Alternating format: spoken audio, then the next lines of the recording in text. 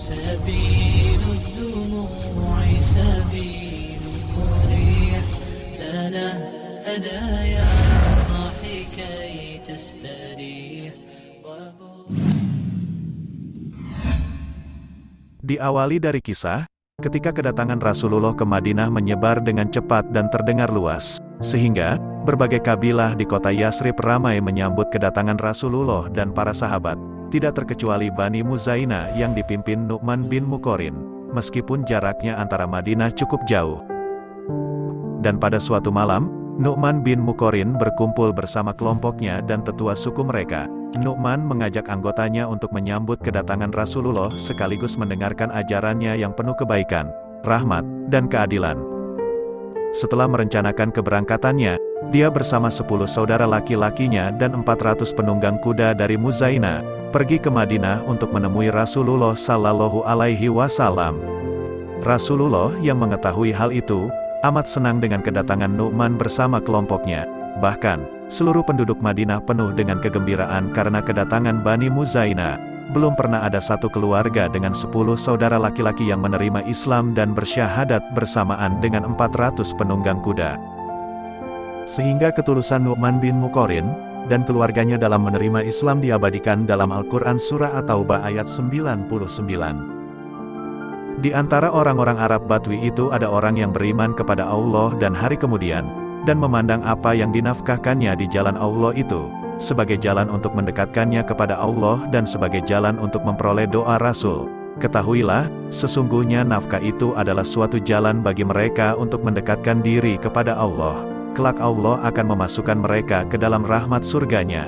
Sesungguhnya Allah Maha Pengampun lagi Maha Penyayang.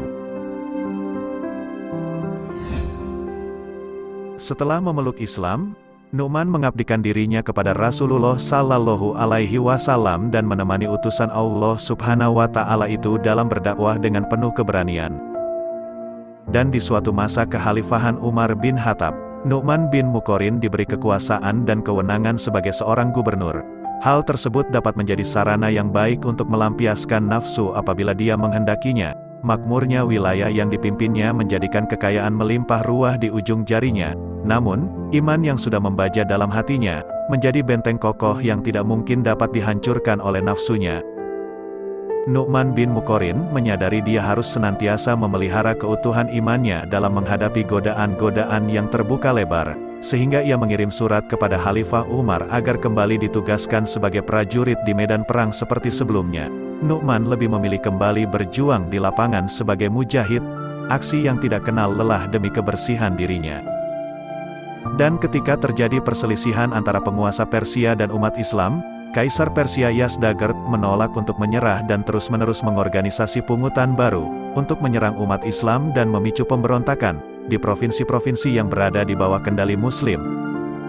Khalifah Umar yang mendapat kabar tentang mobilisasi Persia secara besar-besaran, sebanyak 150.000 tentara, ia pun langsung mencari komandan militer yang terampil. Lantas, semua orang mengajukan nama Nu'man bin Muqarrin sebagai komandan perang.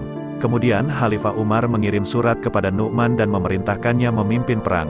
Nu'man pun kembali mendapatkan tugas untuk berjihad ke Nahawan memimpin umat Islam melawan orang-orang Persia. Namun, Nu'man diarahkan agar sebisa mungkin menghindari jatuhnya korban dari umat Islam. Nu'man pun mematuhi perintah Amirul Mukminin. Dan tiba saatnya Nu'man bin Muqarrin mengerahkan pasukan, dan mengirim pasukan kavaleri untuk mempercepat sampai ke kota. Tepat di luar kota Nahwan, seluruh kuda berhenti, karena ternyata musuh telah memasang jebakan. Sehingga Nu'man pun melakukan taktik untuk memancing musuh keluar. Mereka berkemah di pinggiran kota, dengan perintah takbir sebanyak 3 kali, maka perang pun dimulai. Meski kalah jumlah 1:6, tentara Persia kewalahan menghadapi pasukan Muslim. Dalam kondisi terluka selepas pertempuran, Nu'man sampai menitipkan pesan untuk disampaikan kepada Khalifah Umar bahwa Islam mendapatkan kejayaannya. Dalam tugas itu pula lah, di akhir perjuangan, darah syuhada Nu'man mengalir. Agar tidak mengendurkan semangat pasukan Muslim, mayat Nu'man ditutupi untuk sementara waktu oleh saudara-saudaranya, yang kemudian melanjutkan memimpin pertempuran untuk meraih kemenangan. Ketika Khalifah Umar mendengar syahidnya Nu'man, dia pun menangis sedih sambil menutup wajahnya.